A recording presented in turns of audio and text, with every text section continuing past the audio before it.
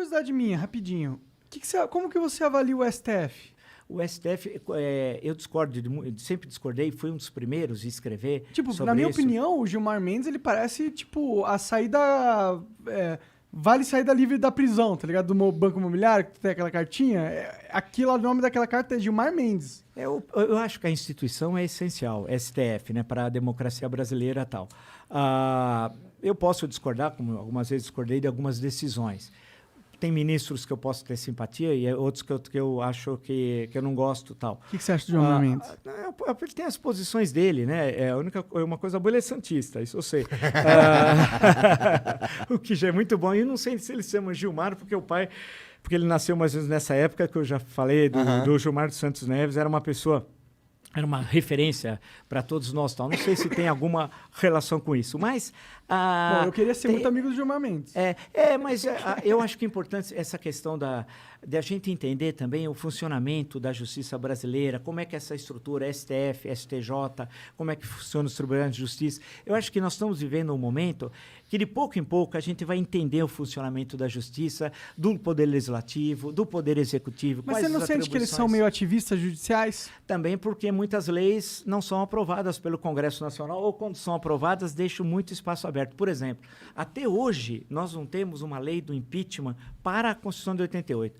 A Lei 1079, 10 de abril de 50, ela é considerada recepcionada pela Constituição de 88.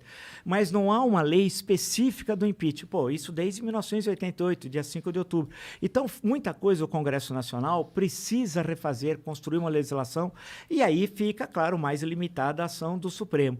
Outras vezes, ele só age, como eles falam na linguagem jurídica, quando é provocado. Diferente do Poder Executivo e Legislativo. O Judiciário fica parado, inerte. Só quando ele é provocado é que ele age, ou seja, quando ele é demandado.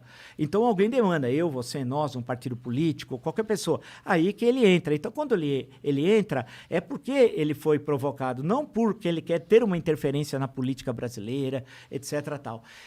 É difícil, porque o país passa muita tensão, e nessa tensão os poderes também não ficam muito claros, né? Então fica os episódios de 7 de setembro, a forma como se referiu ao ministro Alexandre de Moraes como canalha, o presidente da República, chefe do Executivo Federal, isso é um verdadeiro absurdo, falar que não cumpriria decisões judiciais. Isso é crime de responsabilidade, isso é caso de impeachment, né? Eu posso discordar do ministro A, do ministro B, do juiz tal, do desembargador, mas decisão judicial ela tem de ser cumprida. Se eu não gosto da decisão, eu tenho de recorrer dessa decisão, né? E instâncias não faltam para isso. É assim que funciona um Estado democrático de direito, né? É que democracia é uma tarefa cotidiana, não é fácil a democracia. O Churchill sempre gozava disso, dizia, olha, né, fazia aquelas piadas do Churchill dizendo é ruim a democracia, mas não tem nenhum outro regime que conseguiu ser melhor que ela, né? Então, grosso modo é isso. Eu estou adaptando a frase do Churchill. Sim. Mas é isso, você tem a democracia aí, né? Esse sim é um conservador, o Churchill, não é o pessoal daqui bolsonarista, não é conservador. Conservador é o Winston Churchill, do Partido Conservador,